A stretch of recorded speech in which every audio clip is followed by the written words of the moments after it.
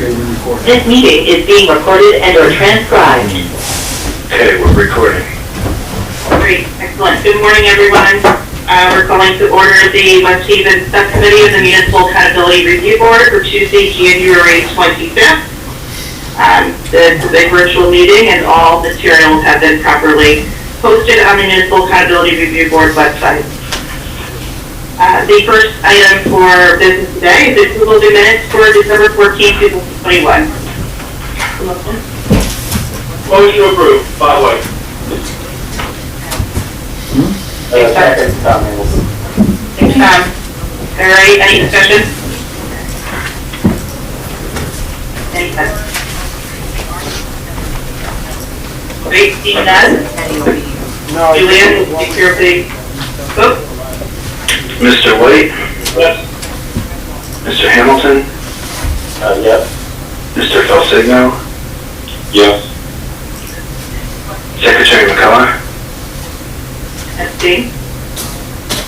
And have either Mr. Egan or Mr. Egan or Ms. Shaw join the meeting?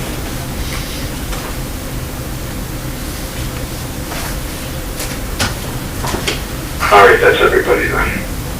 Okay, very good. The minutes passed.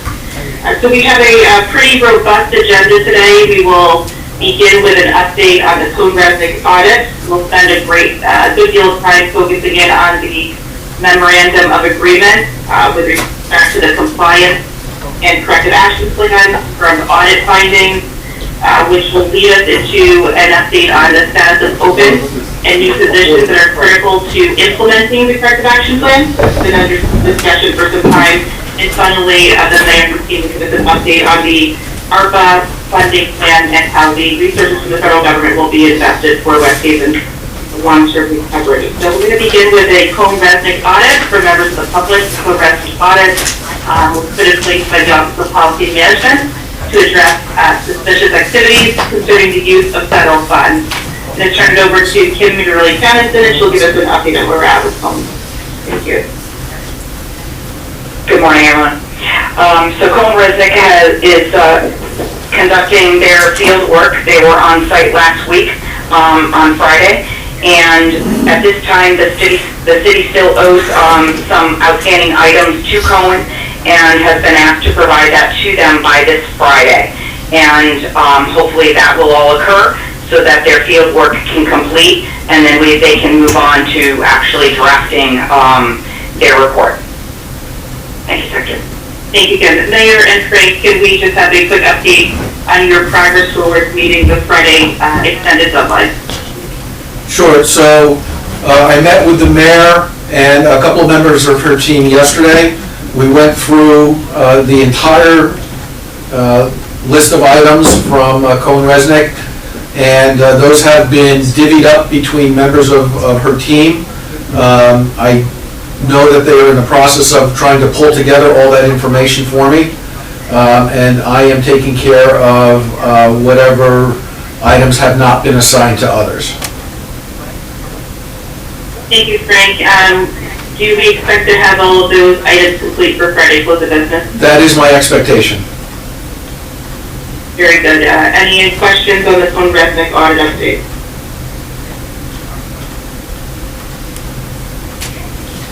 Very good. Next up is the Memorandum of Agreement Action Plan. You have in your package a status report that lists all of the items that required compliance in our fiscal year 2001 Memorandum of Agreement. You'll recall that no funds have been released as this was the condition for consideration of municipal restructuring funds based on that legal document. Today we have updates from the city on the information technology plan, the draft human resources plan, purchasing and accounts payable, and the overall corrective action plan. Those 4 items comprise a portion of the items that are in the overall compliance requirements in that MOA. So we'll begin by allowing the city to provide us with an update, and then we'll go back to the other items that we don't necessarily have documents on today to ensure that we are touching on all of the open items. So first up is the municipal development implementation and training. You'll remember that this originated from the 2018 Bloom-Shapiro report. This recommended city make greater use of units to automate financial processes. This was important because what was flagged, the city lacked formal uniform policies and procedures that would support sound workflow and business rules in units. We recognize that there are also some delays in fulfilling this requirement, partially due to vacancies and some other projects. So I'm going to turn it over to the mayor and to the team to give us an update on the information technology. You want to go ahead, Michael? Yeah, okay. Hi, this is Michael Mylone, and Can you hear Michael? can you hear me? Yes, Michael? Okay, good. All right, I'll be brief. The one thing I want to say is that when we started this project, it really started as a Munis training project, and it has morphed into so many variations of other things that were really critically important, and the underpinnings for the Munis training, and a part of the delay really is attributed to that. For example, we had to develop a Munis training guideline book. We assumed we could use the Munis training book, but obviously it was too complicated and confusing, so Frank and Wilma and I designed something, especially with Frank's help, to make it a little simpler and more understandable for our employees. Secondarily, we realized that the whole structure of the purchasing process had never been outlined. There was no manual. So the second part of this has been to develop a pretty comprehensive purchasing manual. Third element that we really didn't realize was as deficient and as mismanaged as it was the whole bidding, RFP, contract process. We had a person who was both risk manager and also acting as a purchasing agent and not having enough time to do either one well. And so with the help of Wilma, who you'll meet in a minute, we were at least able to bring a lot of focus to that and hopefully bring it to a best practices level, which she'll explain. And then the other thing is we got a little more involved in creating jobs and redesigning the structure of the function for purchasing, and it also affected the accounts payable process. And then lastly, we realized that we had to also make changes to the ordinance. So this has become a little bit more than we had anticipated. We think we have everything well in hand, but it's just taking a little time, and we'll give you a progress update. We've made some, I think, real good progress since last month, but as we talk around the table, you could be the judge of that. So what I wanted to do was start with Wilma, who is our purchasing consultant, who has had many years of purchasing background in the city of Meriden and other places, and came to us through the South Central Regional Council of Governments, and she's been on board for about 10 weeks and has spent a lot of time concentrating on that area, which has been very deficient, the bidding, RFP, and contract process. So I'll let her give you a brief overview of what's going on there, and then we'll take you through some of the other items that we've addressed in the last month. Good morning, MARB members. Can you hear me? Yes, we can. Great. Thank you for having me here. Welcome, Wilma. Thank you. If you could speak a little bit louder, it's a little difficult to hear. Sure, no problem. Is that better? So my name is Wilma Petro. I own WC Petro Consulting. It's a procurement and project management firm. Just a little background, I spent 26 years in the city of Meriden, and before that I spent 5 years in the town of Fairfield, and prior to that I was in private industry. When I got here, the documents were very, very old and basically unusable for my purposes. So we have, along with their attorney, Doug Corning, who is a contract and forms attorney, and very good, I think, we have rewritten the entire back of the purchase order, which is important because obviously the purchase order is a contract, and we have 17 terms and conditions on its back. We've rewritten all the boilerplate for bidding documents. We've rewritten all the boilerplate for RFP documents, and now no bids go out unless there's a contract attached.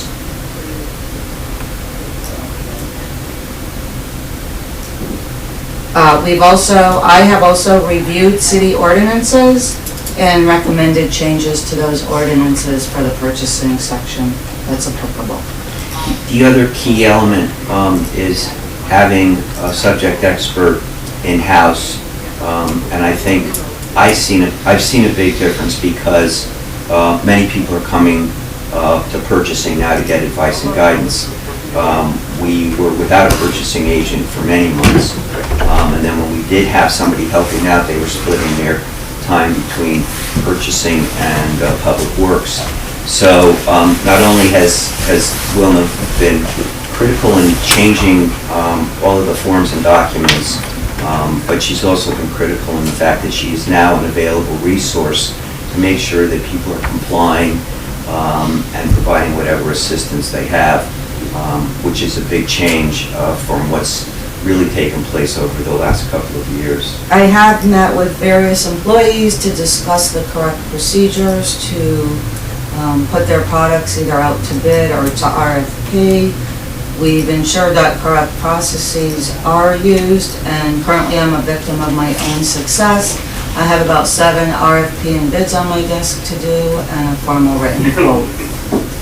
The other thing we've seen too, Frank said, maybe it's just happenstance, but we've seen the number of bid responses increase too, which is a healthy sign of, some advanced degree of participation and interest on the part of vendors. Well, no, I maintain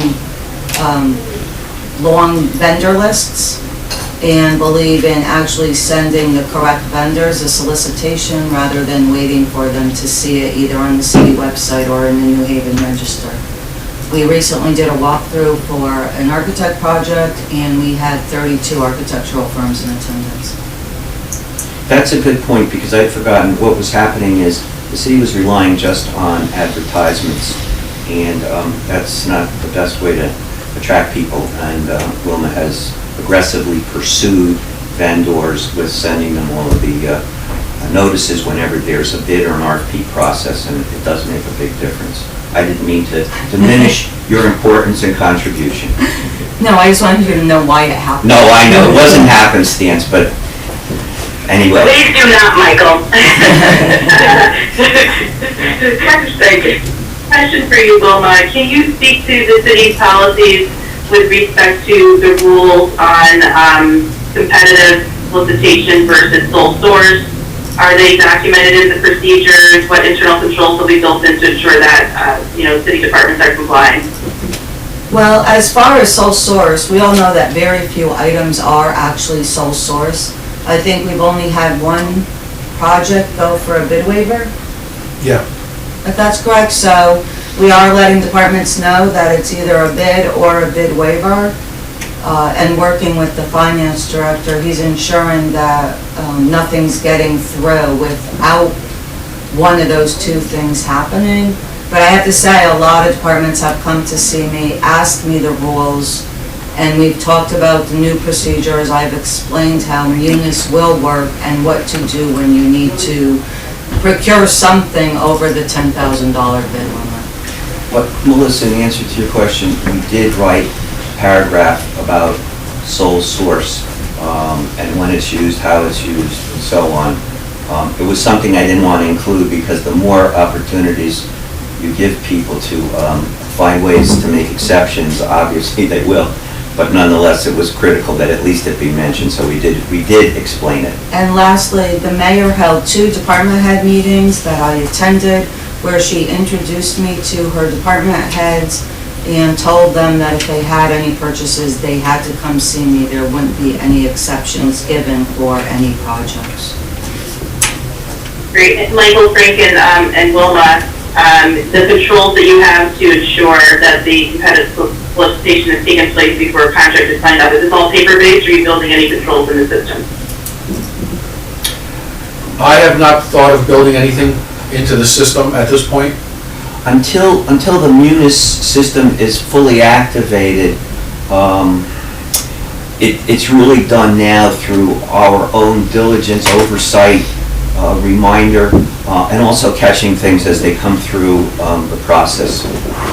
But there's not an automatic trigger anywhere at this moment. No, and I I have sent emails out to department heads, and I have visited those department heads in the building, reminding them that they need to get on board. One very important thing that Wilma's done is she's been proactive so that she's reminded departments, especially the larger departments, repeatedly that if they have a bid coming up, don't wait until the day before you want to get it out to notify them. So at least what she's doing is she's trying to get them early in the process before they get themselves to a point where they're desperate. And I think that's helping a lot. From an accountability perspective, who are the reviewers and signatories that are responsible for ensuring compliance with, the competitive solicitation versus sole source? Because it's a paper process right now. So in your policy, it'd be important to note who what positions are ultimately responsible for ensuring that that is occurring before contract is signed off. And we do have it in the document. The problem right now is because there's not a permanent purchasing agent. You make reference to the purchasing agent frequently throughout the document, but hopefully, we'll have somebody on board soon. But until we do, we'll play that role. We have the document that I think we sent up, but I don't know if Julian received it, but I'll make sure you get a copy, Madam Secretary, just so you could thumb through it if you want to take a quick look at it. The board should have it, the full subcommittee and board. Okay. All right, let's open up the questions on the reporting on the procurement update.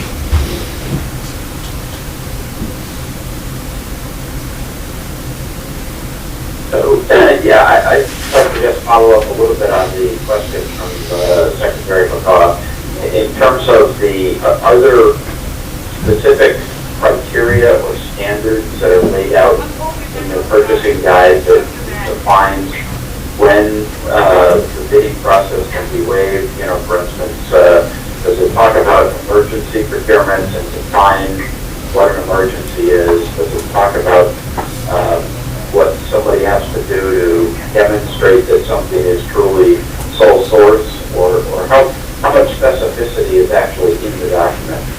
We like to think that, we've pretty much covered all of the types of things that can happen, and made it clear the conditions that have to be met. And it's in the ordinance too, and we incorporated the ordinance in the manual and referenced it. So the clarity is there in terms of what constitutes an emergency in the ordinance, but we felt it didn't go far enough, and so what we did with the emergency procurement and with the sole source sections is we tried to provide examples and conditions that have to be met, and also the various staff members, department heads, that have to be a part of that discussion in order for it to be brought to the mayor's attention. And as part of the training process, next week there's a meeting set to take all of the department heads through this document and to go over what's been said in there, identify issues that have been in the past so that they understand what needs to happen, they understand why it needs to happen, and then they can communicate that to their departments, and we can begin the formal systems training for their people to actually start putting these things into the system. Okay, and who actually has to approve any bid waiver? Does it go to the mayor, does it go to you, Frank, or does it go to the purchasing agent? The first step was, I don't mean to speak for Frank, I had the pleasure of writing this page, so anyway, the first step is it goes right to the purchasing agent so that the purchasing agent can discuss it with the department head and determine whether or not it even meets the criteria to take it to the next level, and then the next level would be the finance director, and then from there it would go to the mayor. So those are the steps in the process. I have a piggyback on that, Secretary. Michael or Frank, prior to it going to the purchasing director, is it coming directly from an approval of a department head or an administrative? Is there No, it has to control be, there? it has to be a department head, and to the extent possible Thank you. too, we've also asked them to try to get 3 solicitations. We know that that's not always easy, but at the very least, they should make an attempt to try to get some pricing, comparative pricing, to bring to the purchasing agent when they make this case.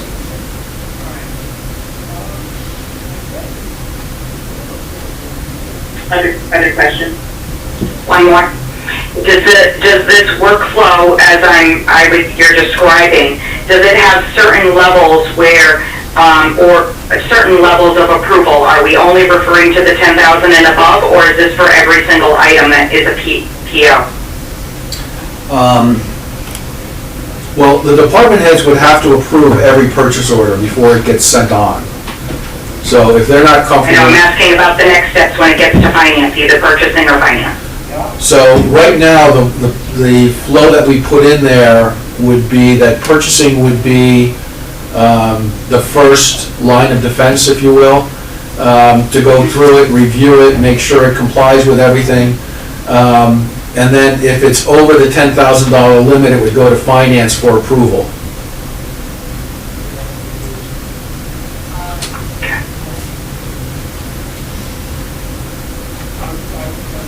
And that's what we're trying to work with, I'm sorry, Madam Secretary, that's what we're trying to work with Tyler Technologies to actually build that workflow into the system itself to see if they can automate where or when the items actually need to come to finance. So we're not the area holding everything up. The other thing that we're going to be doing is when we have... Madam Secretary, I have a question. I'd like to before Mike starts going. Frank, where are you in that process?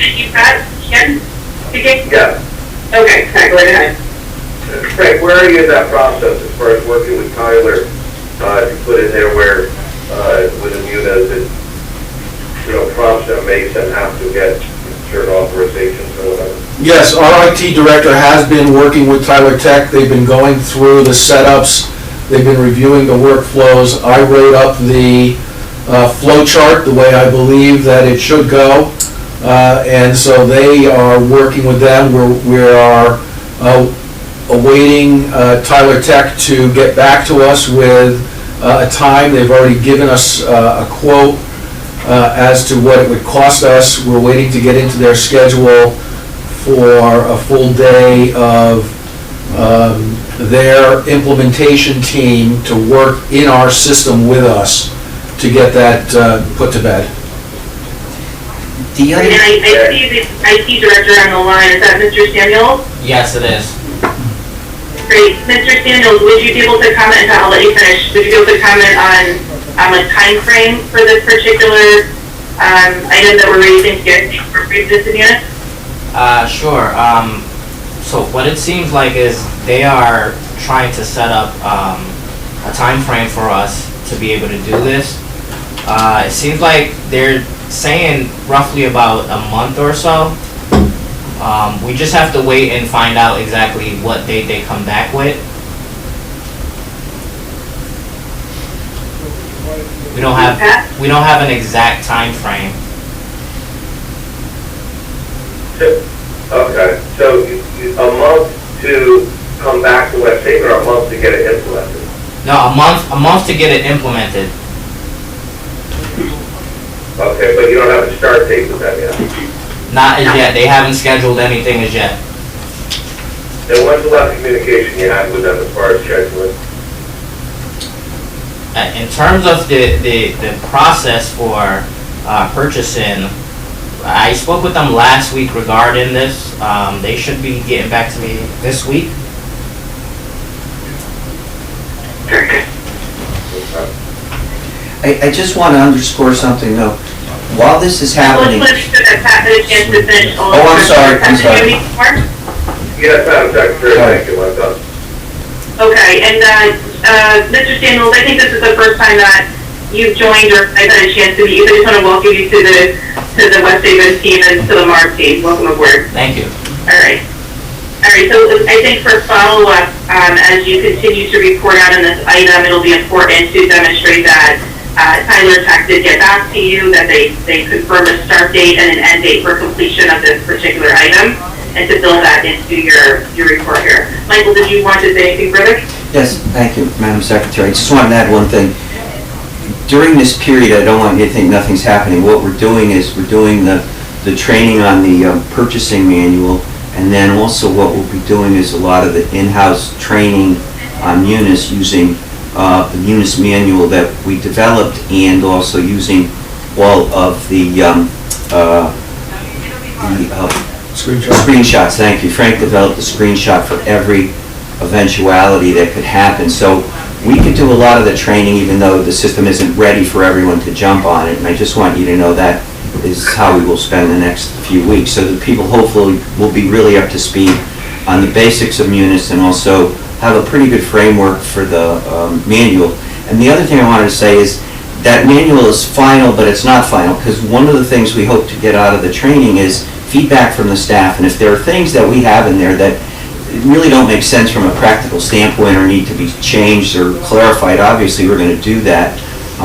And I know Kim and Julian might have mentioned this, but the other thing that I want to remind everyone is that we will likely have our auditors review the entire process that we've restructured and go through the manuals that we've written, just as a peer review to make sure there aren't any gaps or deficiencies or whatever else. And I think that'll be a useful undertaking on their part, because they'll just, I think, fortify the information we have available.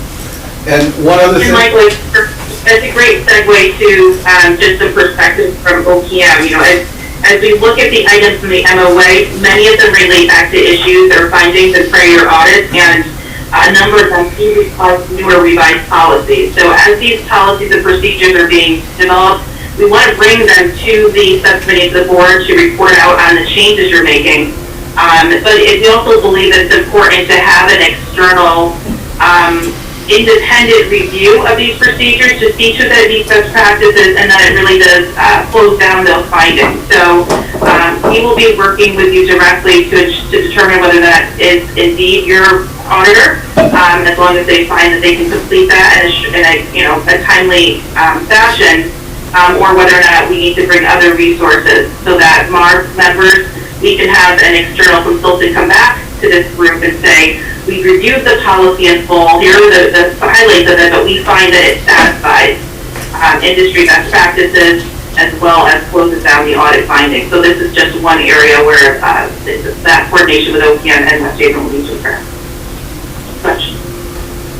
Frank has his hand up. Okay. Yes, Madam Secretary, I just wanted to also say that I'm actually pleased that when we sent out the instructions and the screenshot documents for the employees to be able to do some what we were calling kind of self-training in the system, it did generate questions. For example, how can I go in and see where my purchase order is in the flow? How can I see if anything has been transacted against it yet?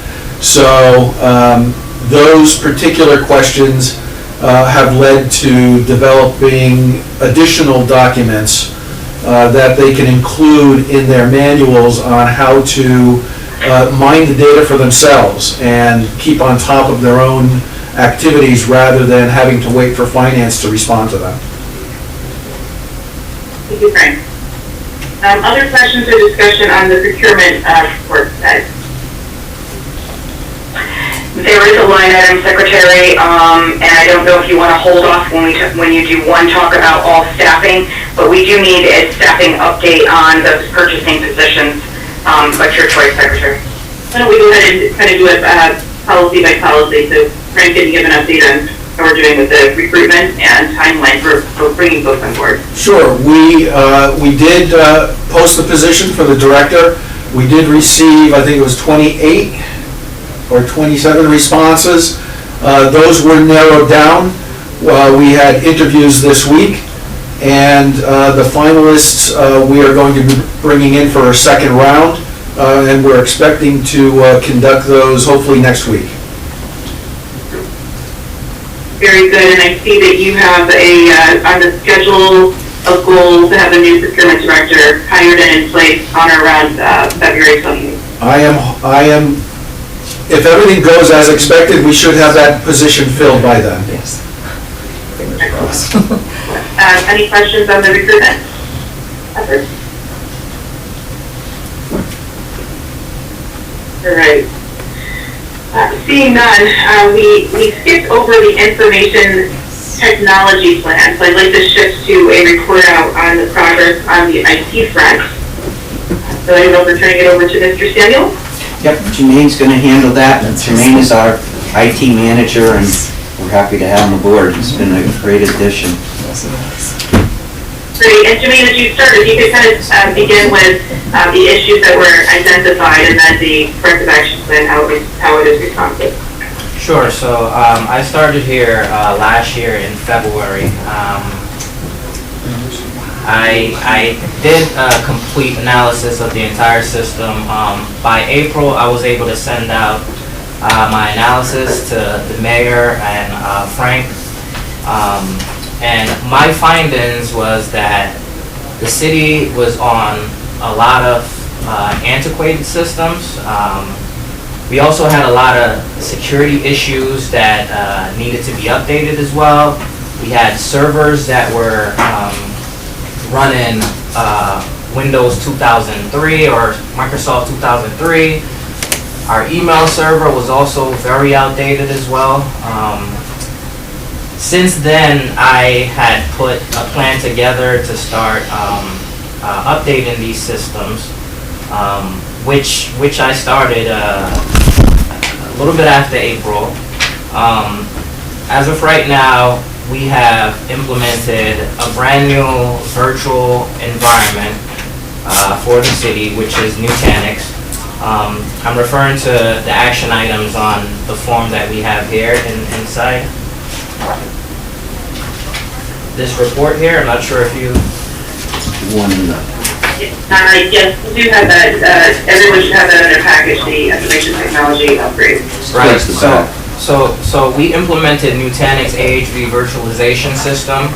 The city was actually running on VMware prior, but it seems like the VMware was never being managed and it was outdated. Also, it seems we had issue with paying VMware as well, so we decided that to reinvest and purchase VMware all over again, it would not be feasible to implement VMware again. So what we did is we implemented Nutanix AHV. So far, everything has been great in terms of implementing Nutanix. We've migrated a lot of the antiquated servers such as 2003s, 2008s. We've upgraded them to 2019 servers. A lot of even our application servers has also been updated. I reached out to many vendors, worked with them in order to migrate the data from the existing old server to the new server, and those things are working great now. So I'm gonna go to line 2, which says migrate Microsoft Exchange email server to Office 365. So we recently made it and we implemented Office 365 on the 13th of this month. So we migrated from Microsoft Exchange 2010 to Microsoft Office 365 January 13th. As of right now, we are using the email portion of it. What we're trying to leverage now is the SharePoint and the OneDrive process. That's going to take a little bit of time only because we're still looking at additional resources that needs to be leveraged in terms of what it looks like in terms of group policies. Without group policies, we'll have security issues again, so we want to make sure that we're doing things the right way. So I'm anticipating that reviewing the group policies and implementing them the correct way, sometime next week we should be able to go live with OneDrive and SharePoint. So that will close off section 2 on that item list. The other thing that we're seeing now is upgrading all outdated server to Windows 2019. So part of the issue that I'm having here with some of the servers are they're running applications such as an application called Mitchell Humphrey. It seems like Mitchell Humphrey is supposed to be migrated to Central Square. However, it's working with the department who's responsible for that software to get them off of Mitchell Humphrey to get onto Central Square. That seemed to, it could be a potential problem only because maybe they don't have enough resources to help them with that. But I'm staying on top of that and hoping that we can actually get it completed 6/30/2022. We've also decommissioned a lot of the older servers. In terms of system analysis and redesign, that's also completed. So that actually completes section 3. We're going to look at the disaster recovery and business continuity plan. So when I got here, it seems like there was no real disaster recovery or no real business continuity plan. I also discovered that the city was hacked, I believe in 2019. And part of that hack, it seems like Bloom Shapiro was sent out here to do an analysis on the system as well. So after looking at Bloom Shapiro and my analysis, it definitely correlated together because a lot of the findings that they found is the same findings I found since I've been here. So we've implemented a lot of what it is that they had on their reports. But in terms of the disaster recovery, right now what I've done is I've reached out to a company called Haiku, which Haiku ties nicely in with our Nutanix AHV virtualization system. And we've signed a contract with them for them to be able to back up our data for Microsoft Office 365. They'll be able to also back up our data for all our virtual environment for our servers and some of the physical servers that we still have. And what's going to happen is those backups are actually going to be able to move to Microsoft Azure Cloud. So in any event that something takes place here in this building, let's assume there's a fire, all our servers are destroyed. We have a business continuity plan that we can still run the city on this plan once we activate it inside the cloud, correct? So that's good right there in terms of that. The only thing we need to do now with Haiku is we just need to get on the phone with them and they need to pretty much get through the configuration process of things. The only reason why that hasn't been completed as yet is, like I mentioned in section 2, is the SharePoint and the OneDrive process. Once that's completed next week, then we can go ahead and make sure that we tie on our Haiku agent to each server to make sure that things are being backed up in the cloud. So I'm going to move down to section 5. Before you move on, is it possible, I'd like to ask a question before we go too much further. Sure. Thank you very much for this information. I'm curious now, getting back to the updates that you provided about the server being updated to the 2019 version, can you give some insights to a non-technical person why a 4-year-old technology is considered an update in this instance? So the servers that was here was 2003, and you had 2008 servers, right? So the reason for the update is because Microsoft had suggested about 2.5 or 3 years ago that companies needs to get off of that platform, because Microsoft is not able to push out any more security updates to these servers. So they warn us in advance.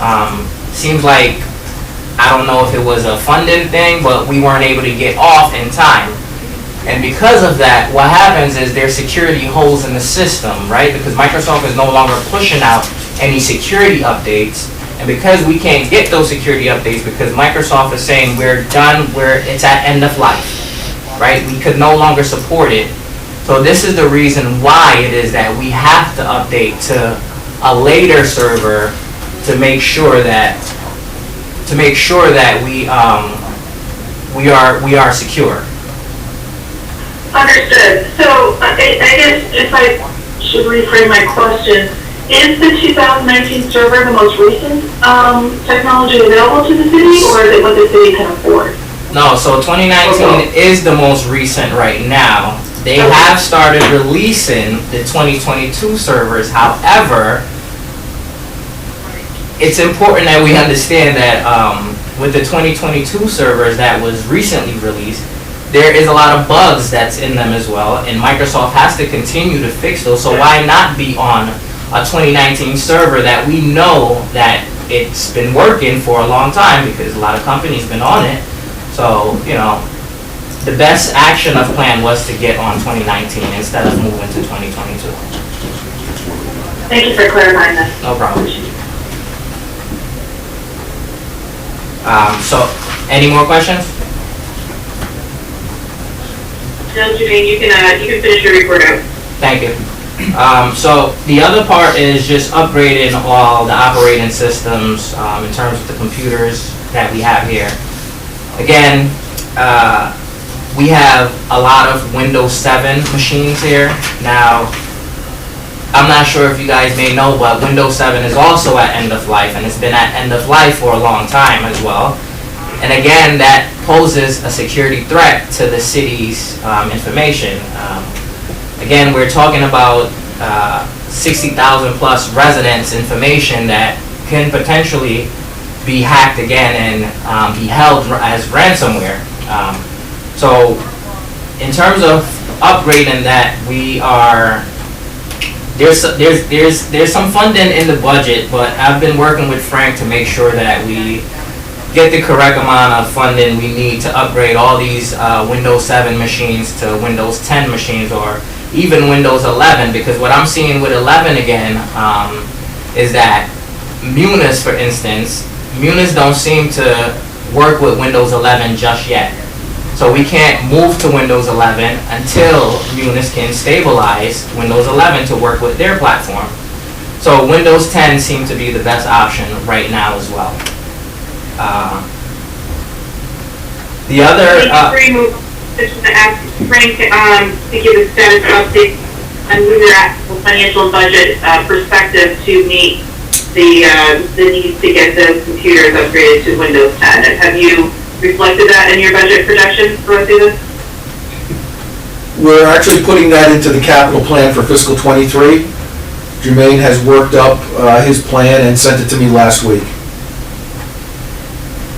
And in light of the risk, Frank, that Jermaine just presented to us, is fiscal 23 is 6 months away. You are projecting a surplus. To what extent could we incorporate some progress on this in fiscal 22? Yeah, absolutely. We've started looking at that. I just don't have that analysis completed for you, so I didn't want to present anything. But yeah, we are looking to try to implement as much as we can and fix whatever we can to protect the city. Great. We'll look for an update in your next financial report on what the cost would be to implement now. Absolutely. And incorporate that into protection. Sorry, Jermaine, to interrupt you. I'm going to finish number 5. Yeah, no problem. So the other thing I want to do is a vulnerability assessment and penetration testing. Now, the problem with that is I kind of want to overhaul the system first based on my findings, and then hire this company here that we've been using called Perimeter Watch to come in and do a vulnerability assessment, which what they would come in and essentially do is they would look at the systems and they would see if there's any back doors that is still open for the perpetrators to get in. And so what they would recommend is that we close these doors, we tighten up our security even more. But before we do that, what we would like is we would like to purchase or at least get a network engineer on board to redesign our network. It seems like there's also a huge issue with our network as well. I also discovered during my findings that there's my predecessor had ordered a service, which is, I believe, is Crown Castle, which he built a network, it seems, and the network has never been used. Now, in order for us to interface and use that network, we can't just say we're going to use the network right now. We have to redesign our entire network in order to use that network. Now, as of right now, there's probably a $500,000 bill out there because of this, because they handed us something and we never used it. So I've been working with them to let them understand that we've never used it and I don't think we should be charged for it. However, it's something that is beneficial to the city. But in order to leverage this system, we need a network engineer, security engineer on our team. So that's something that I added in our capital budget so we can get someone on board to help us redesign our network traffic and be able to interface with Crown Castle's fiber network that they handed off to us. The other section I'm going to move on to is convert Romanian physical server to the virtual server. So our voice over IP server is a physical server. We want to go ahead and convert that server to a virtual server. In terms of the progress on that, I've reached out to ShoreTel because the vendor is ShoreTel. What they did say to us is that they don't really support AHV or Nutanix on their system, but they're only saying that because they're not too familiar with Nutanix yet. Pretty soon I'm sure they are going to support it, so that's the only issue I'm having there. So we'll be converting that hopefully by June 30th, 22. The last piece was 7, which is implement Hyperverse as a virtual machine monitor. We would like to work with the MSP, which is Perimeter Watch, to implement what's called a SIM. What a SIM is designed for is pretty much to monitor our entire systems. In any event that something really goes wrong, we'll get it, myself or my infrastructure supervisor will get an email just saying that this system is down and it's critical and here's the reason why it's down and this is how you fix it.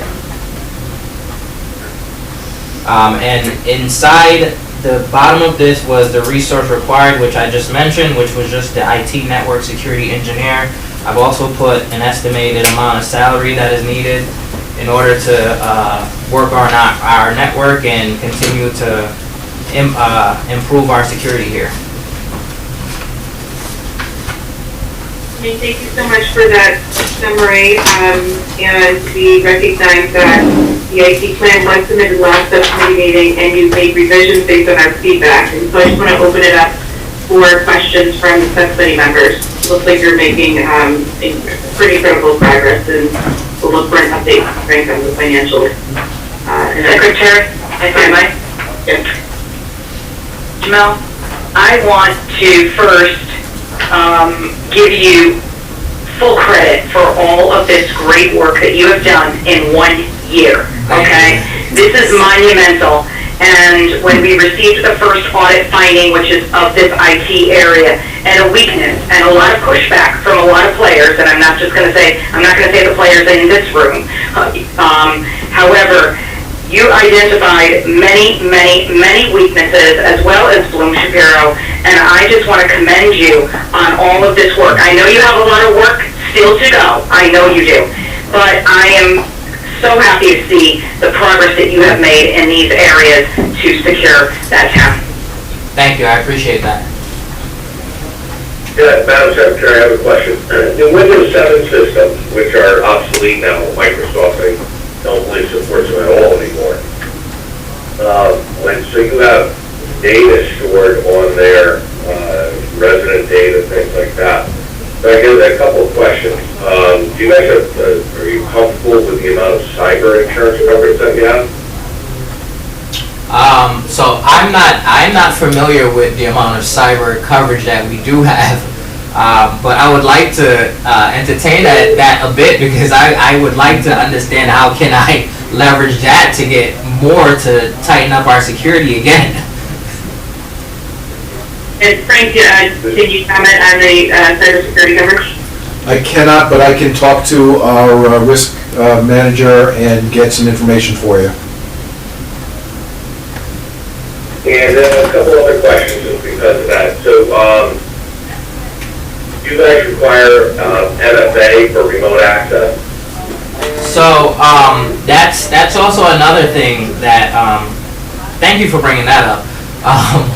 So with MFA, so because we just recently implemented Office 365,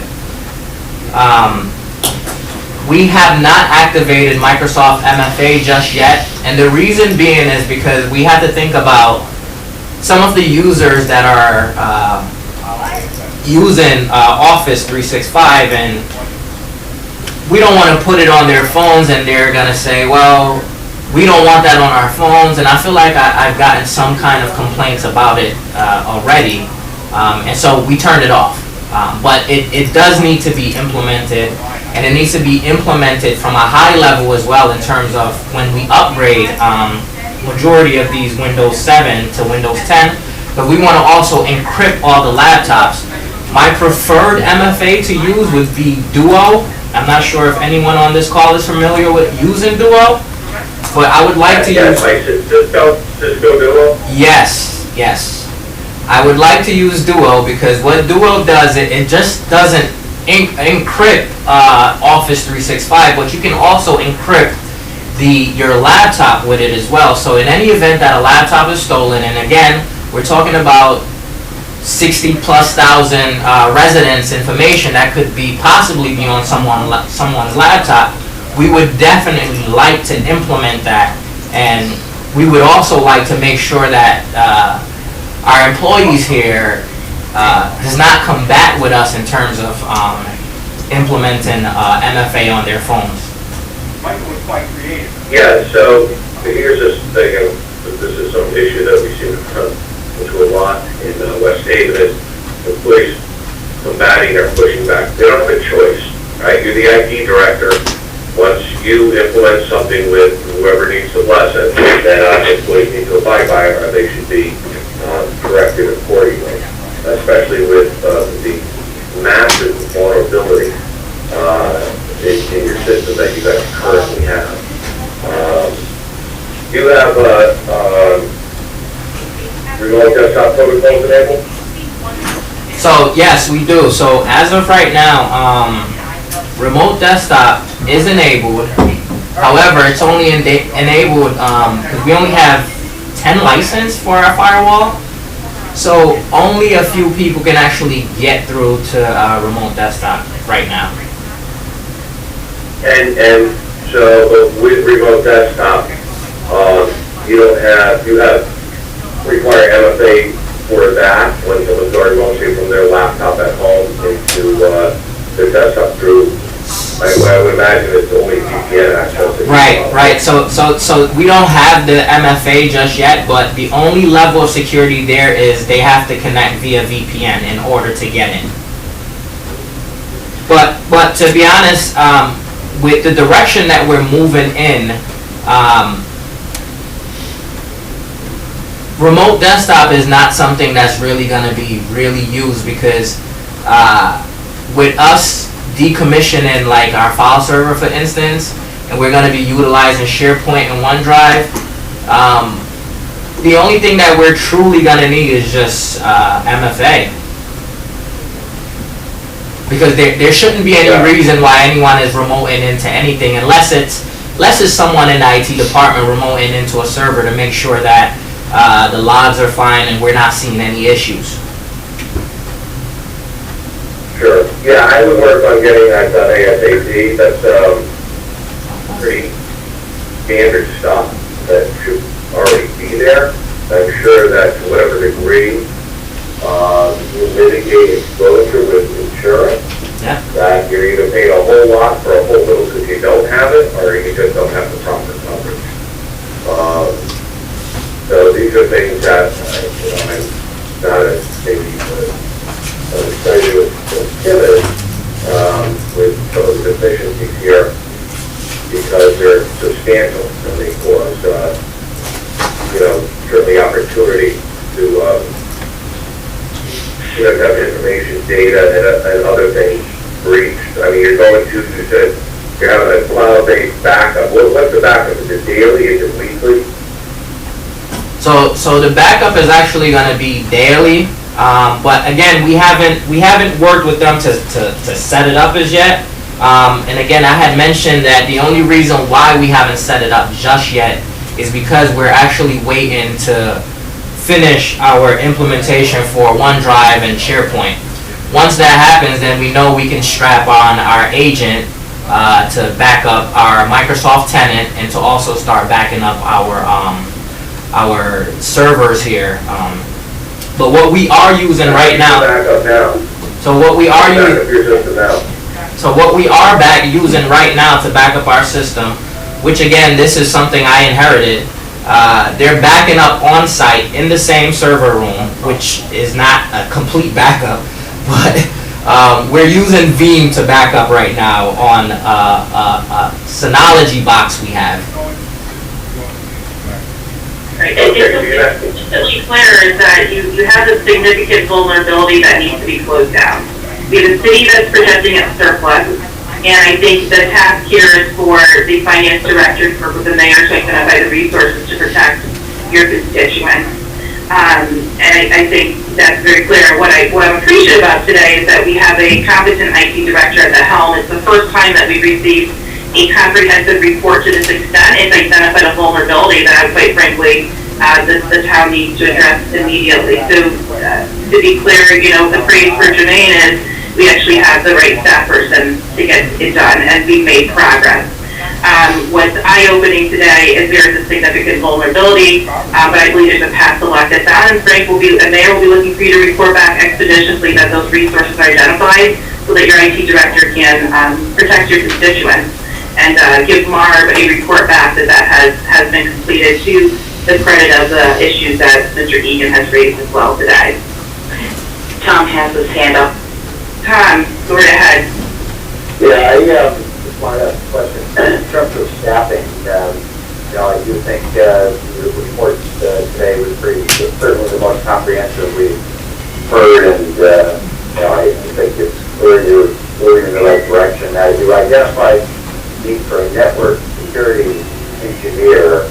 Are there other professionals that you think that you need in order to fully support the IT needs of the city of West Haven? That's the first question. The second question for the mayor, I guess, and for Frank, is whether or not this network security engineer and any other positions that may be necessary in the IT area, are they being added to next year's budget? Yes, they are. Yes, they are. Jermaine has supplied the additional staffing request that I sent out to all the department heads. It describes what the functions of the position would be as well as why it's needed. That will be included when the IT budget is presented to the city council. And Frank, and they are, to the extent that there are areas of risk that the city needs to move on faster than July 1, we'll be looking for you to identify those in a financial plan for this year too. Yes, I have a note to that. All right. Thank you so much. And I am mindful of time, so we're going to move on. Jermaine, thank you again. And Pat, everyone, thank you for your feedback. We will certainly be looking for a timely update from the city. We also have, for an update, the draft human resources report. As we've noticed noted in our prior meeting, the city did develop a draft plan to act on the 2019 human resources consultant report. You also have the MOA status report. You'll recall in the MOA that by April 1st, the city was supposed to submit the OPM for approval, the revised plan, to address the findings in this report with milestone dates and those responsible parties. So we're going to turn it over to the city to give an update on the draft that was included in the meeting materials. Looking for this to be finalized for the next subcommittee meeting. In your report, if you could just update us on any drafting needs as well. Madam Secretary, I'm going to take the lead on this. I've been working very closely with Pam Alvino, who is the new Director of Personnel and Labor Relations, who came on board, I think, in October 18th. And she's done a terrific job since she's arrived. And so we've collaborated based on making sure that we're building in and addressing all of the recommendations regarding the consulting report that you referred to from the fall of 2019. And at the same time, she's building in what she feels are the needs going forward to adequately address a lot of the concerns that still exist but didn't show up in the report. So I'll be brief and I'll try to just give you a quick overview, and then Pam is going to be joining us next month after this draft has been submitted and I get feedback from you folks, and also she has a chance to go through it again with me.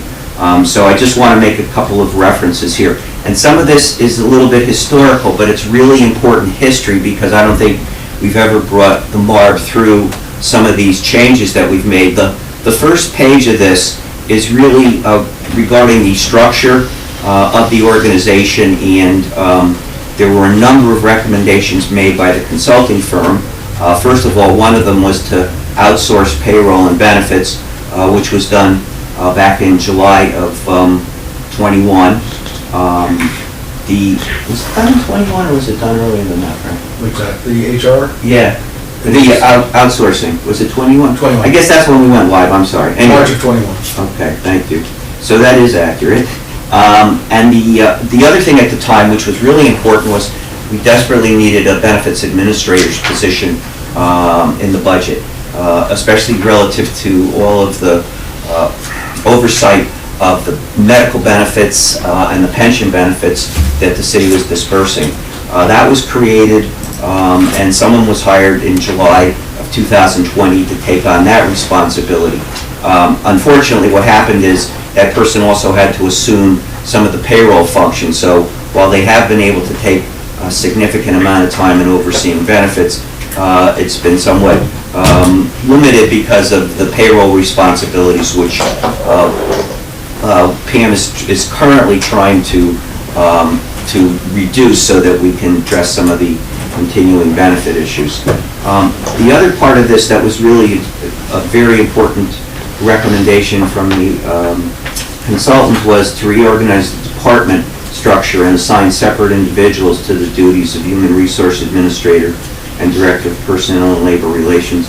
If you remember, at the time the report was issued, Beth Sabo, who was the Human Resources Administrator, was also the Personnel Director, and it was made clear by the consultants that the function was just too immense and too extensive for one person to do it with shared duties as Human Resources Administrator as well. A new position was created in this budget for a Personnel Director exclusively, and the mayor was able to hire someone in October, and that's the point where Pam has started to pick up all of these duties, some of which she inherited and many of which she's trying to deal with going forward. So the position that she currently occupies, Director of Personnel and Labor Relations, was filled on October 18th. The other thing that was recommended in that report was another new position in personnel called the position of Human Resource Generalist. That was completed in this year's budget, adopted in this year's budget, I'm sorry, It wasn't funded until October 1st.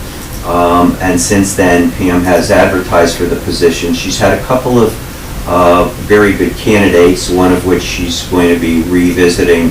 She might have revisited already earlier this week, I don't know. So she is in the process of interviewing. Unfortunately, there hasn't been a lot of interest in the job, but so she's pursuing that pretty aggressively because it's something that's really critical to allowing her to move forward with a lot of the objectives that she has in mind. And the other thing that's not on here but is important to mention is that consultants report also recommended a separate risk manager position be created. At the time the report was written, the city had a combined purchasing agent and risk manager doing both functions. Those have since been split. Obviously, you know, we have a separate purchasing agent, but about a year ago, the city was able to hire a person to do exclusively risk management, but it doesn't show up in the personnel department organization chart. It's assigned to the Corporation Counsel's office, so that's why as we go through this and you get an organization chart later, you won't see it there, but it has been created. So there's been about 4 new positions created, and the most important thing was the splitting of the personnel director and human resource functions. The items on page 2 are really relative to the benefits administration. She started a wellness program, which is important for piggybacking on the Connecticut Partnership Plan, but it's somewhat limited in the extent of the wellness initiatives that it provides, and so what PM expects to do is sometime later this year augment it with a wellness program in-house so that it meets the needs that some of the elements of the partnership plan don't meet. And then, excuse me, 2.3, we have to enhance the benefit management oversight. And that's the element, the issue I referred to earlier, where we hired the benefits administrator who is also taking on the payroll function, and unfortunately, that payroll function has taken up a significant amount of time to the point where we haven't been able to devote as much time to benefits as we want to. So she's actually looking into ways to resolve that. Pages, item action 4, and then as you get on to, let's see, hold on, let's get the pages straightened out here. I'm sorry. Action 3 and 4 are things that were issues raised by the consultant firm, and they had been addressed by the previous incumbent personnel director, but because we wanted to make sure that everything had been done consistent with best practices and that they were up to date and fully implemented, the first order of business that PM assumed was to go back through all of these citations and recommendations and to make sure that they had in fact been done to the level that was expected. They were still very much activated and up to date. So that pretty much is how she spent a good part of the last couple of months addressing all of the items on action items 3 and action items 4. And you could see in the status column in most cases it says, you know, reviewed and completed, reviewed and completed. Also, there's a typo on here I just noticed. If you look at page 4, the first 2 items, 4.1 and 4.2, it says under status that they were reviewed, revised, and completed in December of 2020.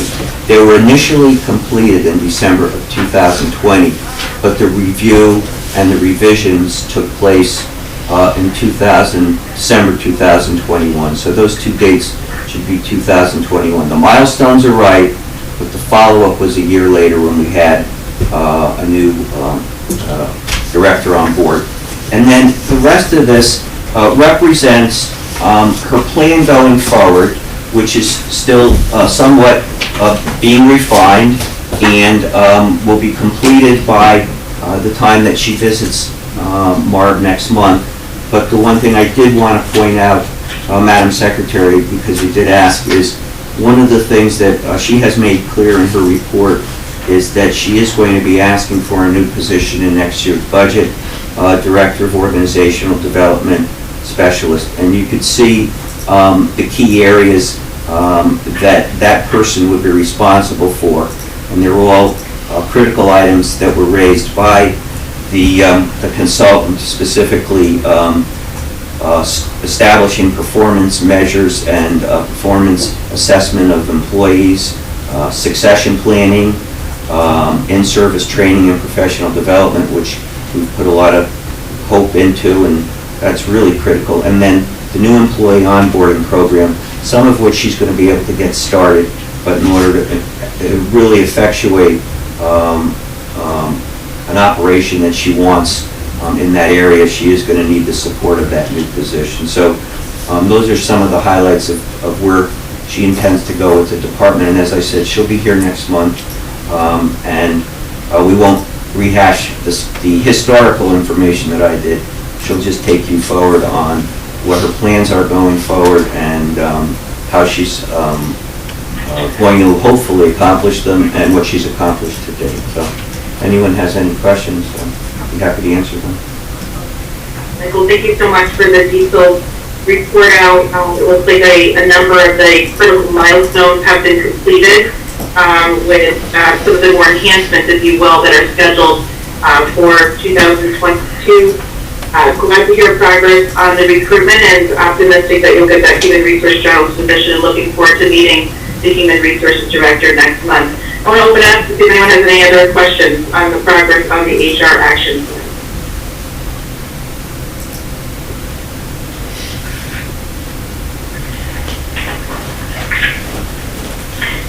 Secretary, I have one question. Sure. It would be helpful for us to understand the roles and the responsibilities of the new risk manager. As the decision was made for that position, it was recommendation of HR, but from the HR consultant, but the position is then falls under the legal office. So it would just be helpful for us to understand the roles and the responsibilities as we look across many of these items. We're hearing risk and risk management within purchasing, within IT, and also HR. So I think it would be helpful to understand their role. Insurance was brought up today. I think we should have a report out on the status of insurance and those types of items. Okay, Can I just make a comment? we'll follow up. Sure. Lola? I didn't mention it, but I did want to mention that every bid is sent to the risk manager so that the correct insurance is put into each bid. You know, there's some standard insurances, but like we're bidding fireworks now, and obviously the umbrella would be 5 million instead of the standard 2 million, things like that. So she is involved in the procurement process to put in the correct insurance requirement. Kim, we'll follow up Thank you so much. on those requests. When we got the report out on the risk management function, I'd also like to understand the city's rationale for its placement under legal as opposed to within the finance structure. So we'll add that to a future subcommittee. Okay, so noted. Thank you so much. Other questions on the human resources report? So we're going to turn to the fiscal year 1920 corrective action plan to go through the various areas of weaknesses that have been identified. To be clear, the city has open items that remain from both the fiscal 2019 and the fiscal 2020 audit management letters. There are items on here that are closed, that are self-reported, and where appropriate, the auditor will need to validate that those findings have been properly and resolved to their satisfaction. So we're going to ask the city to report on the status of the remaining open items. I will also note some of these weaknesses and findings are repeat. We have in our MOA, we have the fiscal 2019 audit findings that has a corrective action plan that's required, where we've seen a draft. So one of the things the city will need to do is to go back through the 2019 corrective action plan and identify anything that's in that and those findings that are not addressed and reflected in this fiscal 20 audit list you're giving us today. So we want to be comprehensive, right? Yeah. You're giving us a plan on fiscal 20. Some of those items were from 2019, and there's probably a remainder from 2019 that are not reflected here. We don't want to miss anything. We want you on solid solid ground. So that's to be completed after, and as a next step. But I'll turn it over to you, Frank, to give us a report out on the fiscal 25 issues. Sure. So the open items revolve around the procurement department and some of the areas within that, including the vendor list and receiving of goods, etc. That is all being addressed as part of the overall AP procurement initiative. It is part of the document that went out, the procurement document, and it is what will be discussed at the meeting next week to make sure that the department heads understand the importance of this. The goods receipt process is part of the screenshot training that was distributed. So all of that, I'm confident will be taken care of as we finalize the procurement improvements and implementations. The other open item is around the pension plan that is also open in the 1819.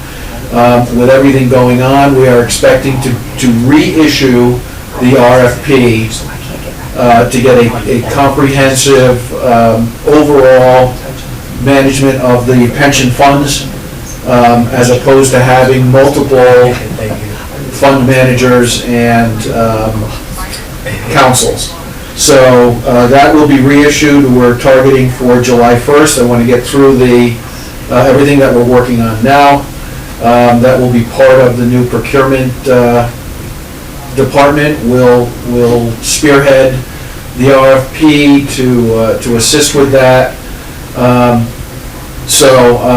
Again, hoping that that will be taken care of, and just as a reminder, once we settle on an individual or an organization, it will need to be ratified by the individual pension council. So the police commission will have to agree to that. Alleytown will need to agree to that.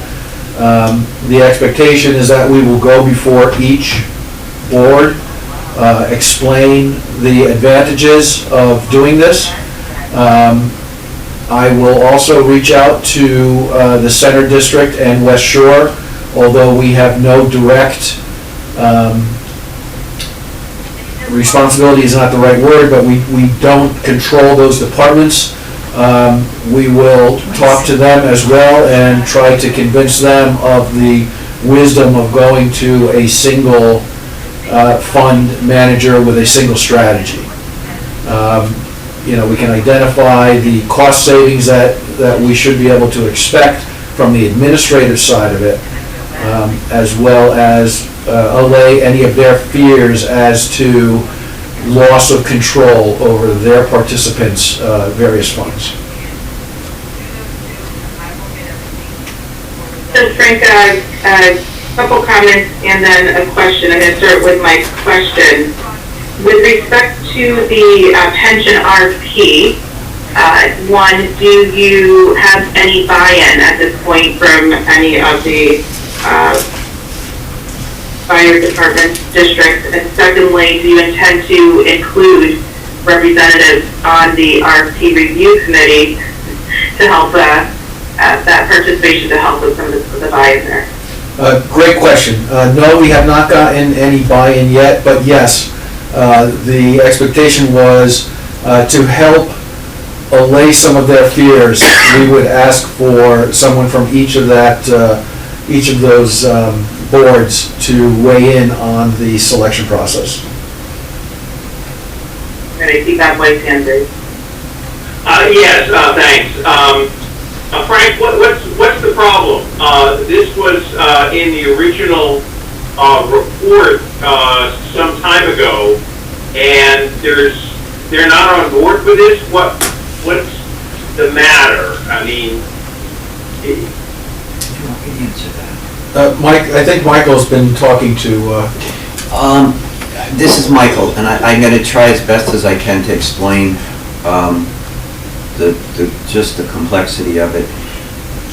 First of all, we didn't really have the resources to start working with the fire district until about a year ago, and the first phase of that was really to try to bring their financial houses in the same semblance of operation as the cities. And so if you remember, one of the first things we did was we sat down with them and established a 3-year financial plan. And then the other thing we did is we went through all their financial operations with them pretty carefully to try to help them fortify what they had. They were getting grants that they were not budgeting, and so on. And also we worked with them very carefully to develop a capital budget plan and to ensure that it had adequate resources to fund it going out 5 years. In addition to that, there were a whole host of operational deficiencies and recommendations in the fire report that we tried to address. And we spent a lot of time with all 3 units, and they were very, very compliant and very responsive and put a lot of changes in place. We were also extremely concerned about the condition of the pension plan, obviously, and the first step, Bob, was to at least make sure that everyone, all 3 districts, were contributing their required ADEC. And now they are. And the other thing that we were able to do is to ensure that where they had the resources, they were actually contributing in addition to the required ADEC. So for the moment, we have solidified at least the pension contribution situation. We did talk to the investment managers. We provided you with some investment results from the managers just so that we could at least get as good a picture at that moment in time of where things were. We have, at the time, broached the subject of bringing everyone together under one umbrella and having the idea of an investment manager on board, because none of the pension plans have that. They just have managers, they don't have an advisor. And so what we want to make sure is we have somebody who is actually monitoring the managers, advising them, and working with them to develop consistent and prudent investment practices. That's the next step, and that's going to be a hard nut to crack simply because, as Frank said, they each report to separate boards of commissions. And it's not to say that they're not willing to work on this with us.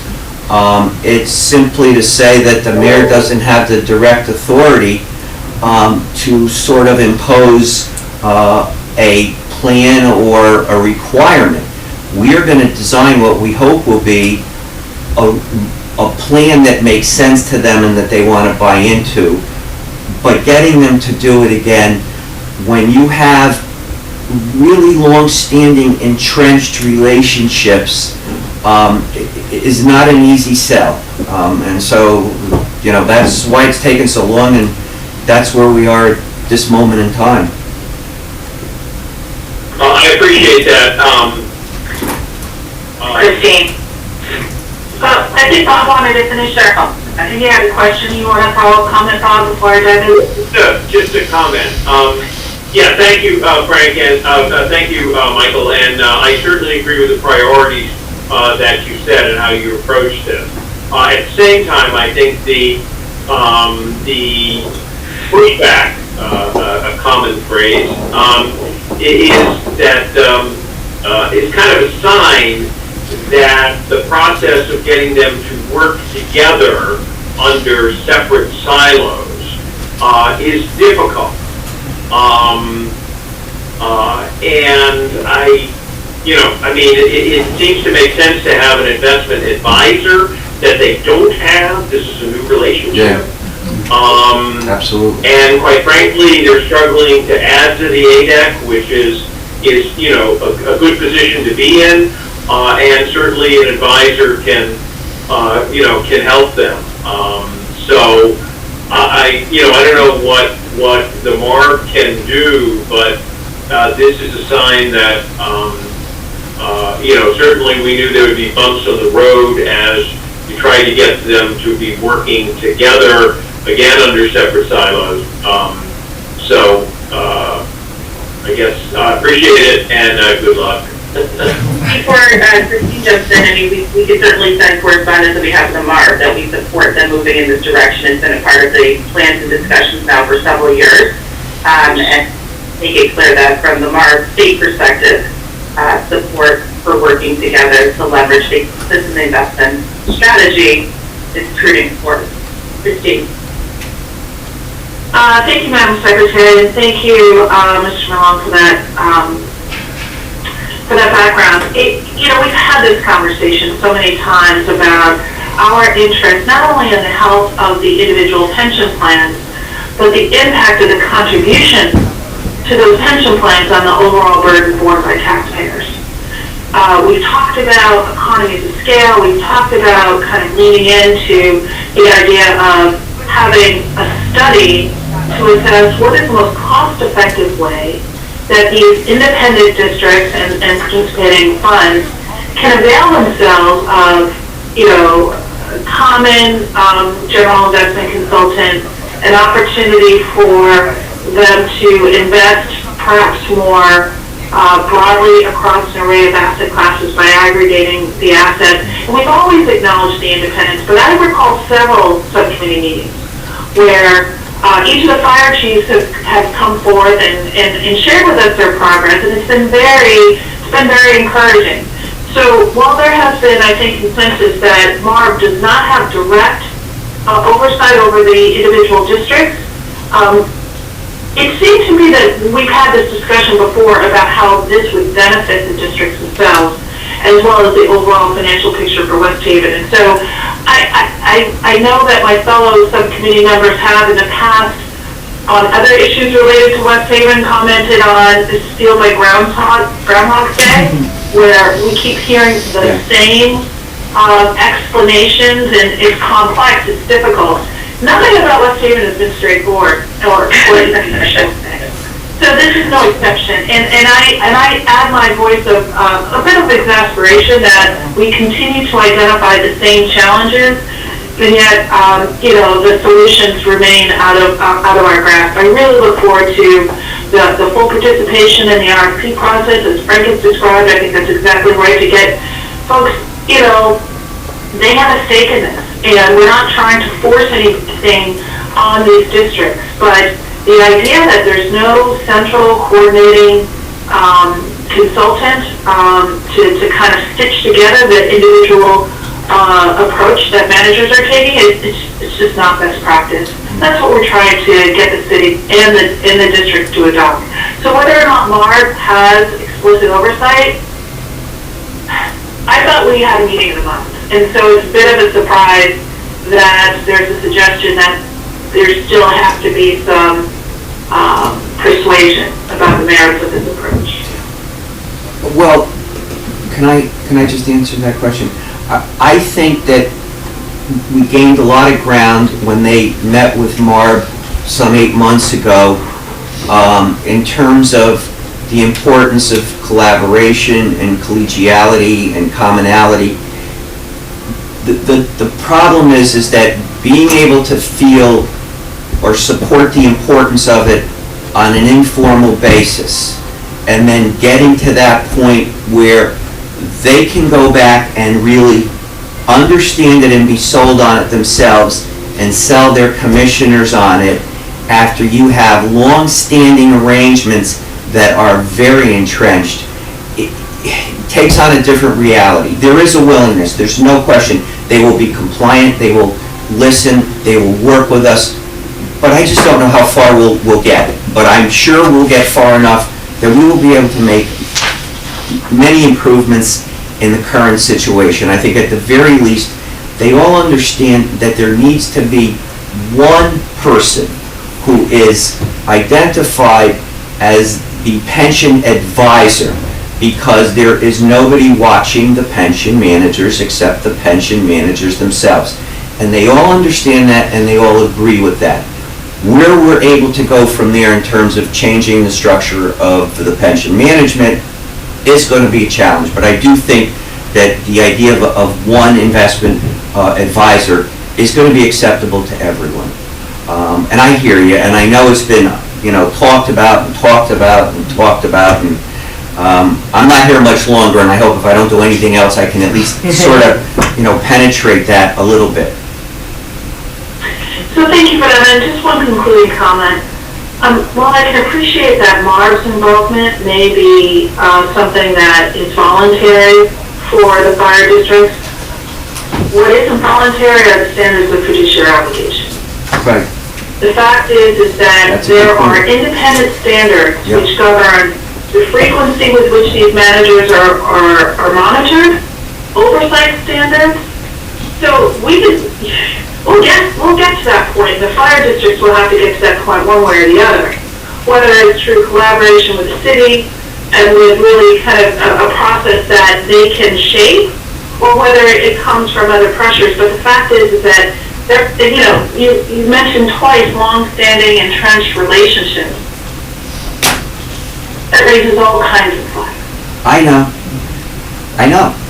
And you raised a very... So what is the date, Frank, of this RFP hitting the street, this pension RFP? We're targeting July 1st. I don't think that can come soon enough. I agree, but until we can get, to use an old phrase, right, win the hearts and minds of those that we're dealing with. In my previous life, I did do the finances for a service organization. Our model was that we would oversee all of the scientific analytical instrumentation in the lab, regardless of manufacturer. We were able to bring economies of scale. We were able to bring a single point of contact. The business model itself was called One Source. But we did run into lab managers that refused to get on board because of the past history they had with their service providers. They liked who they were using. It took time, but we were able to penetrate that. We were able to convince them that we were able to do what we said we could do. So it's not impossible. We just need to make sure, and I just need to make sure with Michael's help, we can get in front of these commissions. Maybe we can do some preliminary groundwork and put something together for them. Kind of the pros and cons, more pros than cons, but I think if we go there with nothing but pros, they'll be suspicious. And lay the groundwork there to let them know that this is what we want to do, this is why we want to do it, and this is why it's beneficial for them. But you also... Right, and look, I think the committee, if they may, the MARB board members have been very clear about the time sensitivity of this particular recommendation, with a goal of protecting the benefits of the retirees that we've obligated these benefits to. And in order to do so, we need to use financial best practices and investment best practices to leverage these assets, right? And that builds on the progress we're making with paying the ADEX and making those additional progress payments. I think what we need to hear from the city is a stronger commitment to pushing these entities towards collaboration and agreement, as opposed to we feel the pushback, we're not sure we're going to get over the finish line, because MARB does have a fiduciary responsibility to ensure that those obligations are met. Otherwise, we will look to other channels, such as legislative channels. So what I'm looking for is to really hear that strong commitment that the West Haven is pushing forward, and to the extent that we can use MARB to build that accountability in those discussions, as we've done in the past, we'll look to do that. When that RFP is completed and those fire districts participate in that selection process, we'll be looking to bring them back in because they did represent that they were supportive of moving in that direction. And so that's one tool we can use from MARB's perspective to keep that dialogue moving in the right direction. Secretary? Yes, okay. I want you to see Tom's hand. I just wanted to add one additional point, and I agree strongly with everything that's been said here.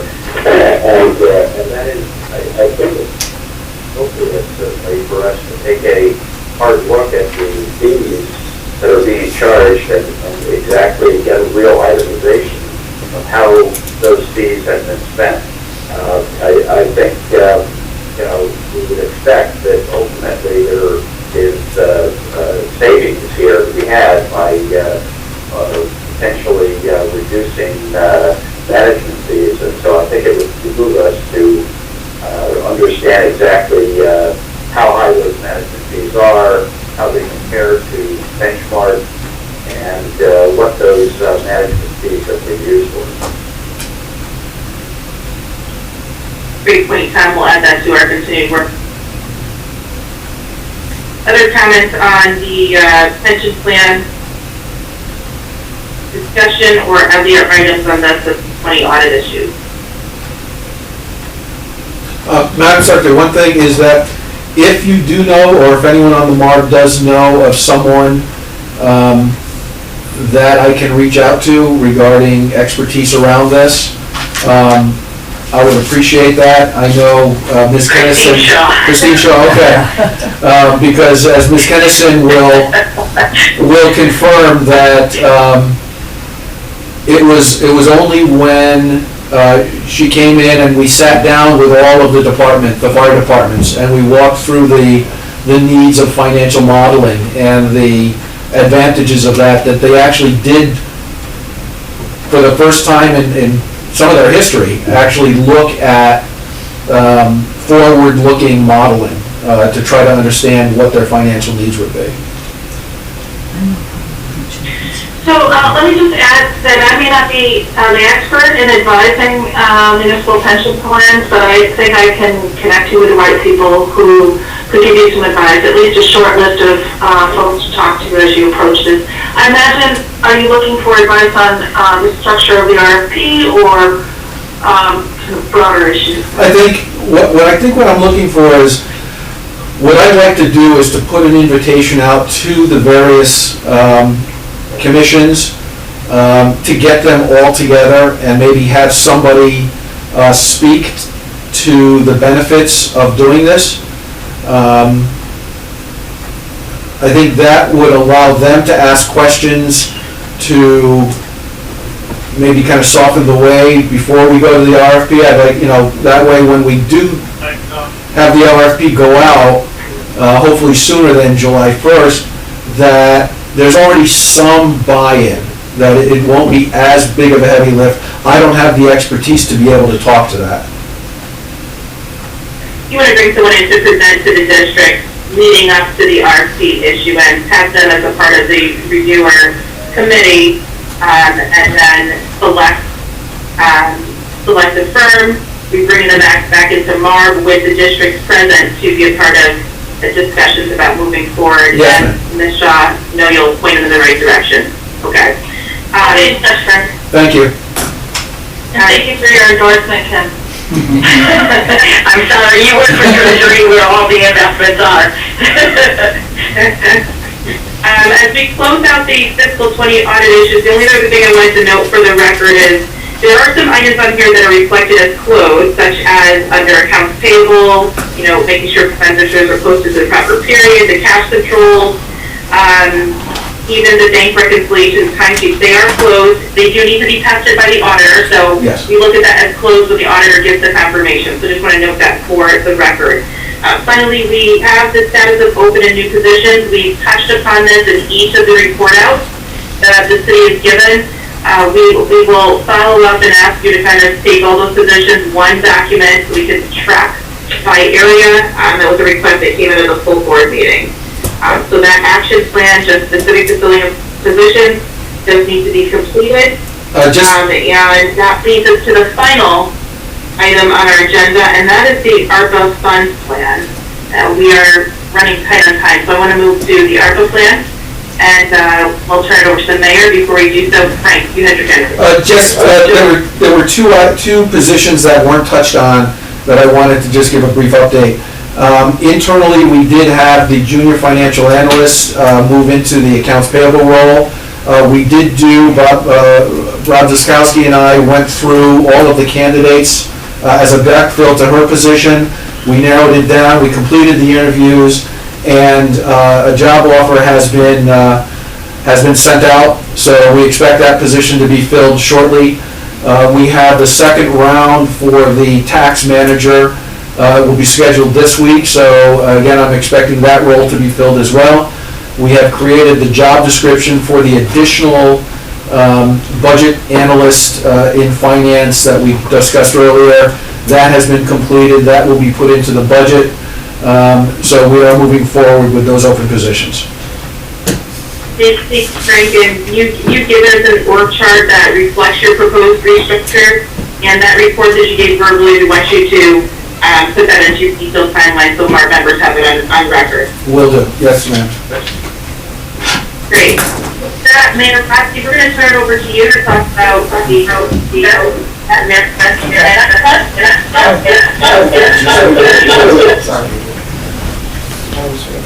Good morning, everyone.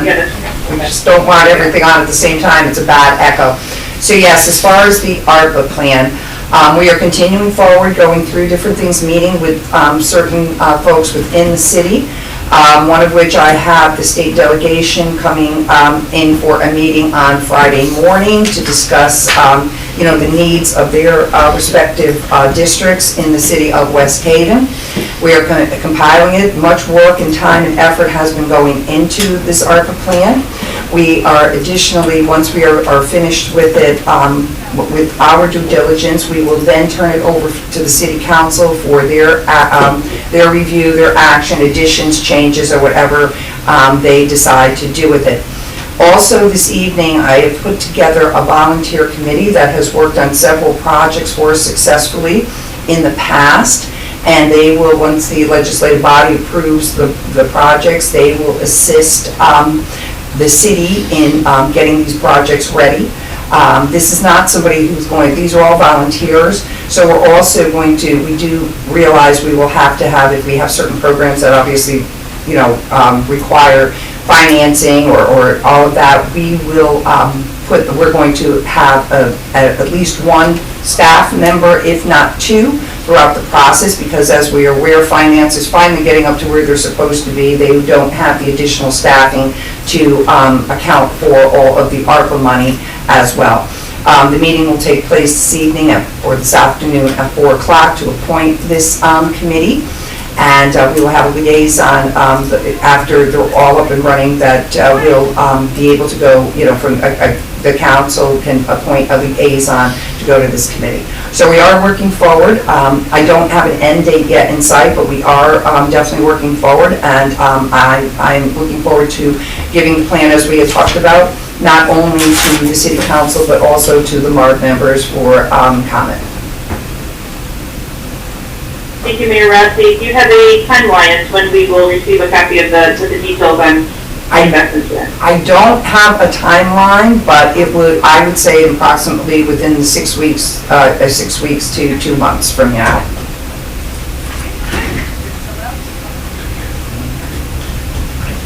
Questions for the committee? Just want to be clear on the local fiscal relief fund.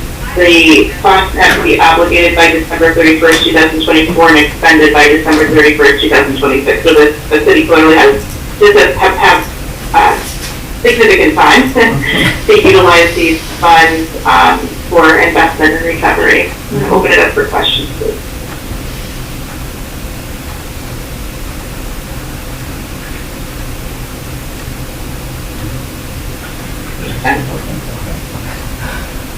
All right, seeing none, we've accomplished all of our items on today's agenda. Is there any other business today? All right, with that, I want to thank the city for their updates today. Obviously, there are areas where we've seen some progress. There are areas where we've identified some vulnerabilities and risks that need to be attended to expeditiously. We have some work to do with respect to policies and procedures that have been developed and bringing in the external professional to do the proper review to ensure that those policies and procedures are adequate to close down these findings. It's work to continue progress as well as monitoring that the positions are filled to support your future success. So with that, if there are no further comments, I'm happy to take a motion to adjourn. So moved. All those in favor? All right. Aye. Great, thank you all, we'll see you soon. Take care. Thank you. Thank you.